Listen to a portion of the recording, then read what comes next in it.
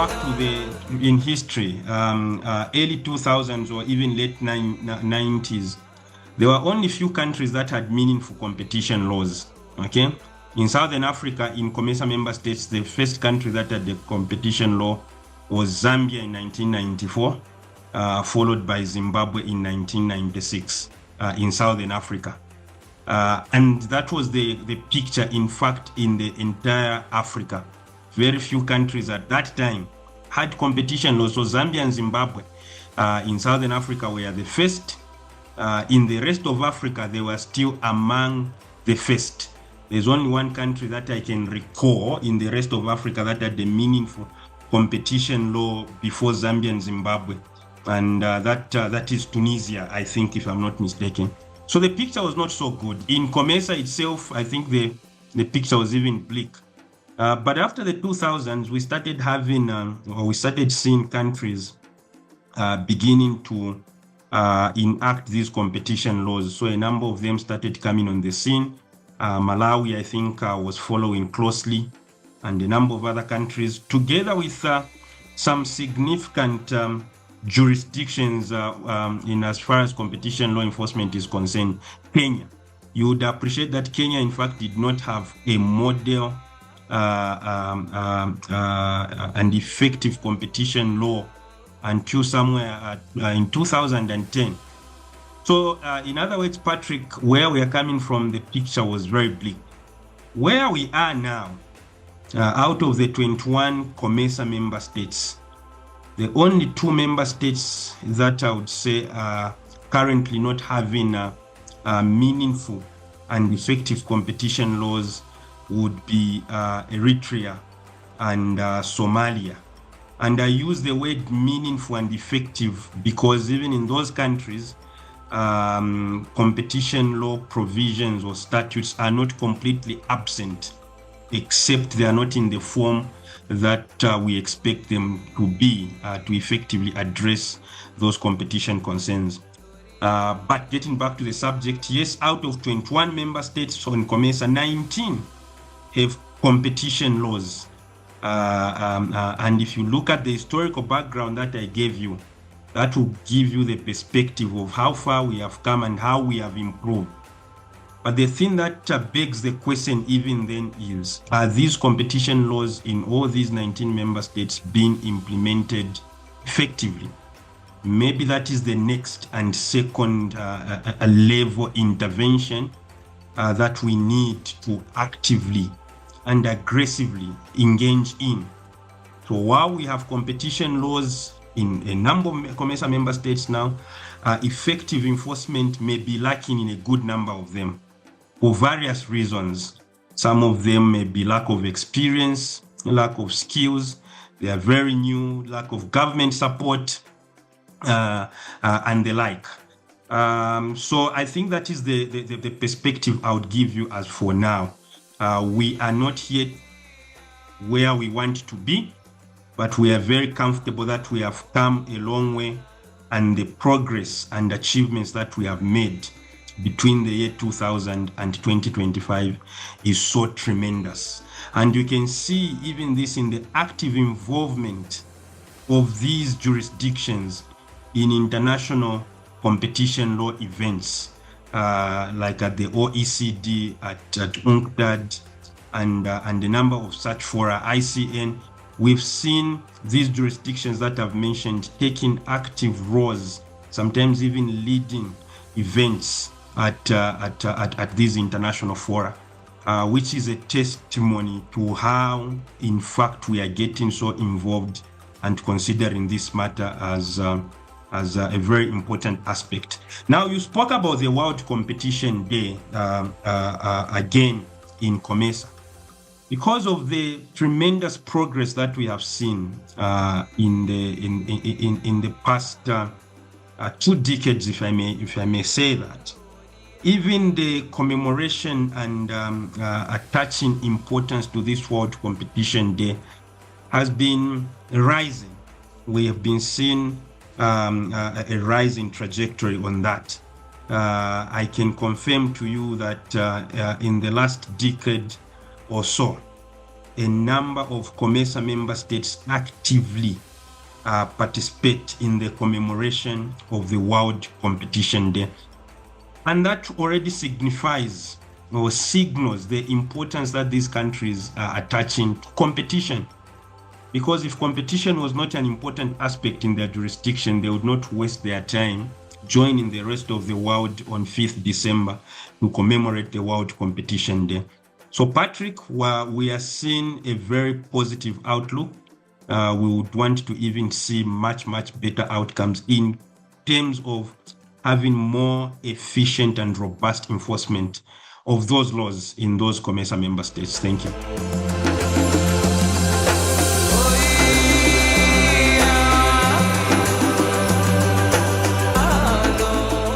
Being a monopoly, a mere monopoly, is not illegal under any law.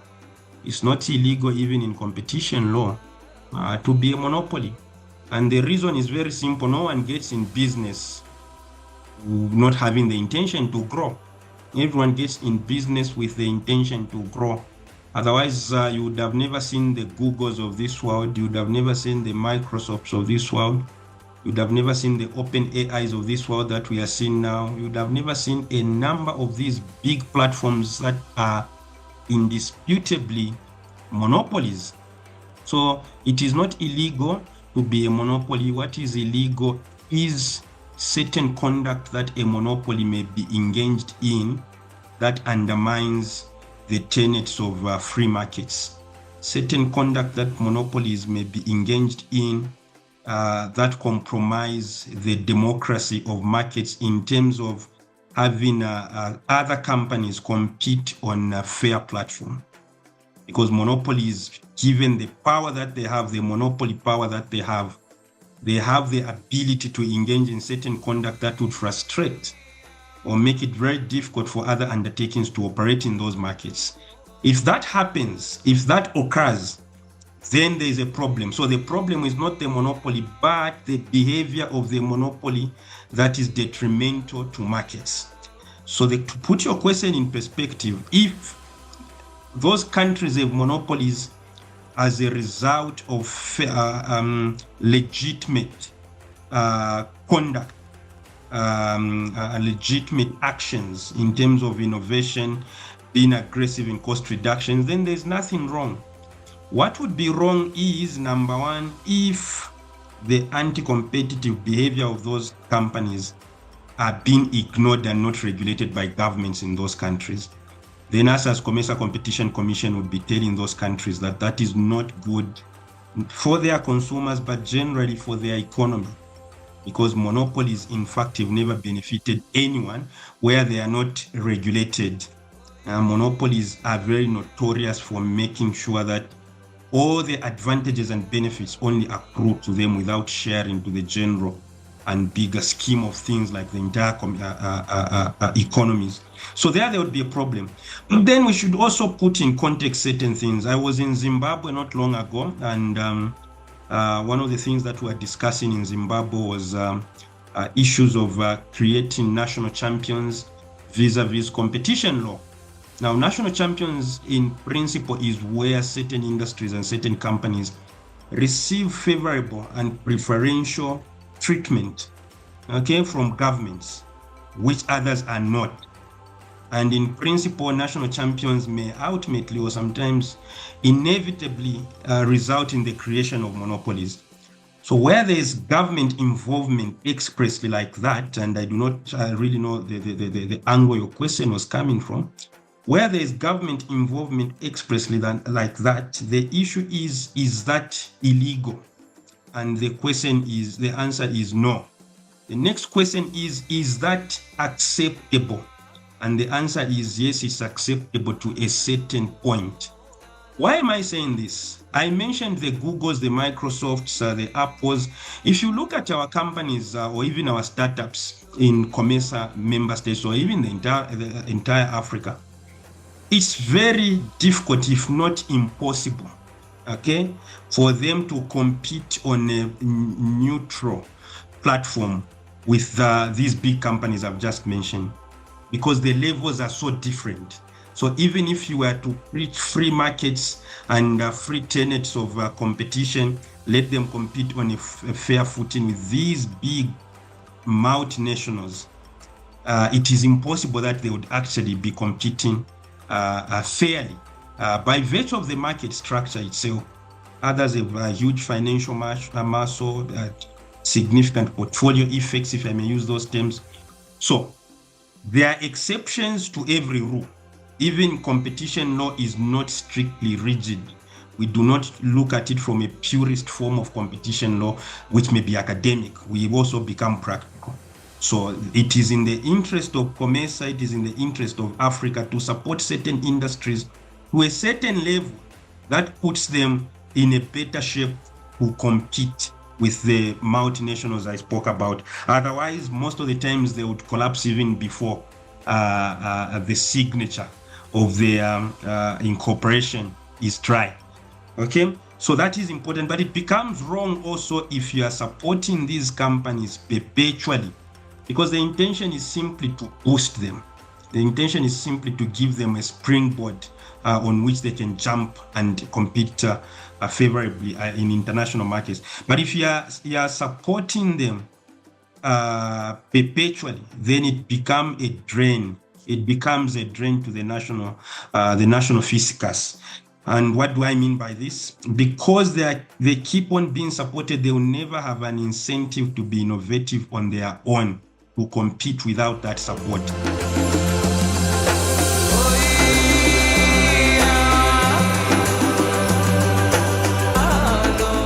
The challenges are a lot, but the goodness is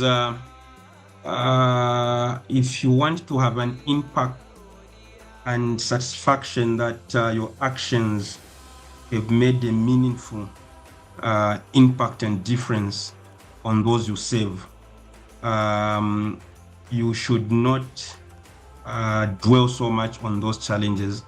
So it is important to identify the challenges. It's important to be mindful of those challenges, but not to be sucked, to have the energy sucked out of you because of those challenges. Those challenges should give you the motivation to even explore ways in which to overcome them. So that is my beginning now. Yeah, because most of the times we dwell so much on challenges. I've attended so many conferences from the time I was a young enforcer. Most conferences, these are the challenges that we are facing. That's why we can't do X, Y, and Z. Yeah, so challenges will always be there, but that should not be the reason why you cannot do things that are impactful on those you are serving. So I start on that premise that while I'll mention the challenges, it does not mean that the COMESA Competition Commission then has not been able to navigate its way around those challenges. And I think that is why you're able to observe that in the past few years, we've been very aggressive in addressing consumer matters. So the first challenge would be that while COMESA has done very well, COMESA generally, in some cases with the support of the COMESA Competition Commission, while COMESA member states have done very well in ensuring that we have competition statutes in most of these countries, the situation is not the same when it comes to consumer law. So the situation in consumer law now may be the situation we had on competition maybe a decade ago. It's not every country that has meaningful consumer laws. And even those that have those laws, they are seriously outdated, that they cannot address issues happening in contemporary times. That is the beginning point. And even those that have, they are so fragmented, the consumer laws are so fragmented in different pieces of legislation that there is no centralization, okay, in addressing consumer issues. So it's piecemeal approach, which does not effectively address consumers' concern. So we really need to work on these two things. Number one, ensuring that our member states have up-to-date consumer laws. Number two, we need to ensure that the fragmentation of different pieces of legislation in those countries can be harmonized, where we have an overarching consumer law. I'm not advocating for the abolition of other consumer laws, especially sectoral specific consumer laws, but we need to have a centralized consumer law that should work hand in hand with these different sectoral specific laws. That's what we need to work on. Then thirdly, the biggest challenge that is there also is, I want to use a very polite words, I want to be very careful with words, is the lack of awareness, lack of knowledge by those we regulate. Okay, lack of awareness also more largely by those who are supposed to be protected by this law. So those we regulate, I may mean companies that behave in certain conduct that harm consumers. Some of them do not understand these laws. They have no clue of what labeling requirements are demanded under the law, for example. And those that we protect under this law are not aware sometimes that if certain actions are done against them, there is recourse, there is an authority or authorities to which they can report this matter for reparation or compensation. So that is also another big problem, more importantly on those who are supposed to be protected under this law. So we need to work tirelessly to ensure that we raise this awareness, because you can only meaningfully use the law if you understand and appreciate the existence of that law in the first place and the provisions are therein. And then lastly, on the challenge, I spoke about the law fragmentation and everything, but also consumer authorities themselves. It does appear that in most of our countries, consumer authorities are not given a priority in terms of sharing the national cake, the resources from the government. Okay, because if you are resource constrained, it is very difficult to effectively implement a consumer law. A consumer law deals with the most disorganized economic entity on the planet, and that is the consumer. The consumer is so disorganized that you really need a lot of resources to make sure that you bring some sense of organization as you act in those markets. But most of these consumer authorities are not well equipped resources in terms of finances, resources in terms of human capacity and skills, and it becomes a problem. Okay, so one thing that we also need to advocate aggressively, effectively, is to ensure that consumer authorities are given fair, and I'm using the word fair, I'll avoid using the word significant, but at least just a fair recognition of the importance of their work. An aggrieved consumer is a very annoyed and angry consumer.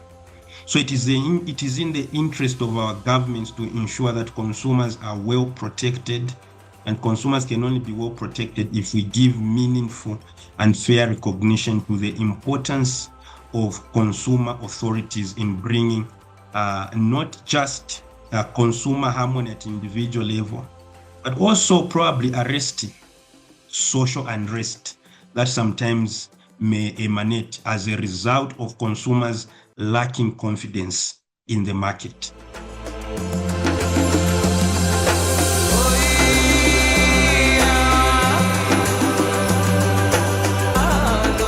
There's been so many achievements that the Commission has scored in 2025 in number one, addressing market imperfections, and number two, addressing consumer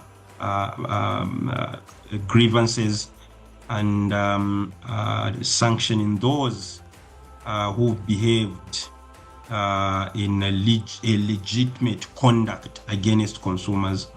So, for example, if you look at different sectors of the COMESA economy, whether it is in broadcasting, whether it is in the beer sector or the alcoholic beverages markets, the Commission has done quite a lot in ensuring that we have markets that are functioning properly. This year, we've intervened in a number of sectors where There were terrible conducts that would have been frustrating. Number one, the free participation of other companies in those industries, and I will elaborate quickly on that. And then number two, we've also intervened in ensuring that, in fact, the COMESA objective of a full market integration or a single market has been preserved.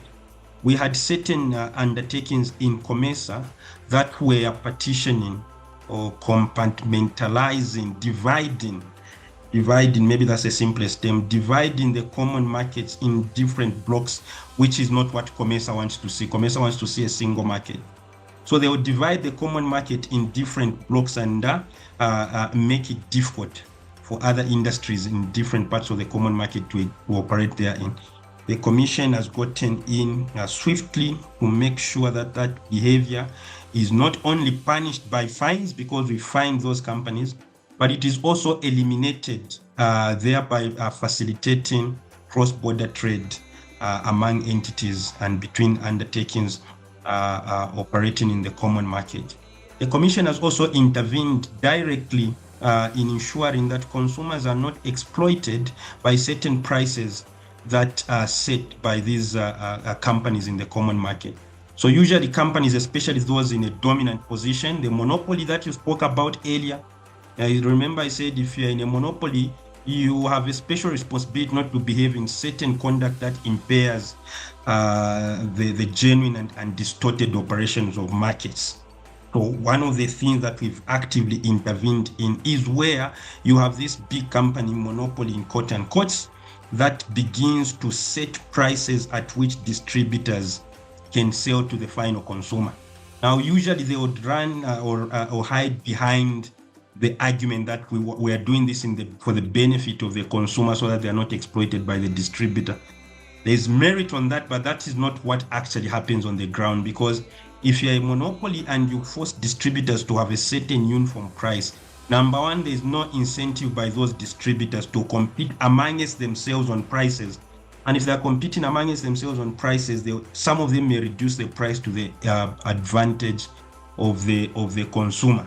But that is virtually eliminated by this behavior of those manufacturers who may be in a dominant position. Secondly, where you have different manufacturers supplying similar products but different brands, it kills what we call, it may ultimately kill what we call inter-brand competition.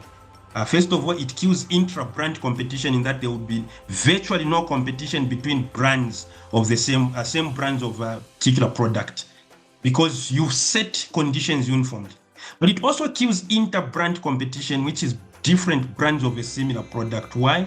Because if all those companies operating in those markets engage in this conduct where there are certain conditions, in fact, it becomes a soft platform for what we call cartels. So each is able to see what the other is doing with their distributors, the prices they are setting, the conditions they are setting. So at the end of the day, tacitly, implicitly, you end up having very similar conditions by different manufacturers in that market, which harms the consumer. And then finally, in this, before I come to consumer, finally, we've also been able to intervene where it was difficulty for manufacturers who would compete with incumbent manufacturers to enter those markets. We've done this in the common market this year. You can go to our website to give you the story. I'm avoiding mentioning the companies that we have fined, but you can find them on our website. So certain manufacturers would engage certain distributors and give conditions that these distributors are not supposed to deal with any competing manufacturer, which makes it very difficult for other manufacturers then to enter that market, because they also need that distributor. They may not understand the distribution network of a certain jurisdiction or geographical area. Okay, so once that happens, what it does is to dwarf the expansion of commerce, dwarf the expansion of industries that may ultimately result in increasing job opportunities, for example, paying more taxes to governments, etc., etc. So we've been able to intervene to remove and stop that conduct on top of fining them so that they do not engage in similar conduct in the future, and also a deterrence to those who may be thinking of engaging in similar conduct. So there's quite a lot. You may go on our website, but let me move to the consumer side. On the consumer side, we've also done quite a lot of particular satisfaction to me is our intervention in the aviation sector. The aviation sector has been for decades, and I say this with confidence and the courage, maximum courage that I may gather. They've been for decades been exploiting consumers, and no one effectively addressed their issues. No one was bold enough to say enough is enough. So on the achievements of the Commission in 2025, I'm proud to tell you that that is one of the achievements that satisfies us a lot at the Commission, because for the first time we said this conduct of exploiting consumers, exploiting travelers, exploiting passengers by the airlines who may be in a stronger position compared to individual passengers. I told you consumers are the most disorganized entity in commerce the world over. So because of their strength relative to the strength of our position of the consumer, they've engaged in a number of activities that have been injurious to the consumer for a long time. The COMESA Competition Commission said this cannot continue and it has to be addressed. And we started investigating companies in the aviation sector, find some of them like Zambia Airways. We are at an advanced stage of investigating Kenya Airways for similar conduct. We changed the behavior of some other airlines like Airlink by changing their terms and conditions in the way they deal with consumers. We intervened in the cases involving Malawi Airlines and Ethiopian Airlines in terms of compensating consumers who were injured. This is unprecedented. And finally, we've even been bold enough to come up with what we call a guidance letter on the do's and don'ts for airlines, and they've advised airlines that if you follow what is in our guidance, then it is unlikely that you may be on the wrong side of the law. But let me clarify, Patrick, and for your viewers and your listeners, the guidance letter is not a statement of law. The guidance letter to the aviation industry is not a statement of law. It's not law and should not be relied on as law. It is simply guidance and telling the airlines what is on our minds as the Commission, what we may find illegitimate conduct. We are saying, please take note that this is what we are thinking. If you do not act in the manner we are envisaging you to act under this guidance letter, it is very likely that then you may violate the law. And if you violate the law, the sanctions may be very high. And as I mentioned, the sanctions being very high, I end on that note on the successes. We are likely to have a new law next week, passed by the COMESA Council of Ministers. We are very hopeful that it will pass because it has successfully passed all the stages except this one final stage next week. Once that new law passes, it will have significant ramifications on undertakings that do not comply with the regulations, including the airlines. The fines would be huge, not the fines that are in the current law. So these aspects are together with a number of other things that we have done in 2025, which for the sake of time on this interview, I cannot dwell and go into all of them. I think the Commission, we are not sounding our own trumpet, but I think the Commission has been able to intervene in the market more meaningfully and more impactfully to save our constituents.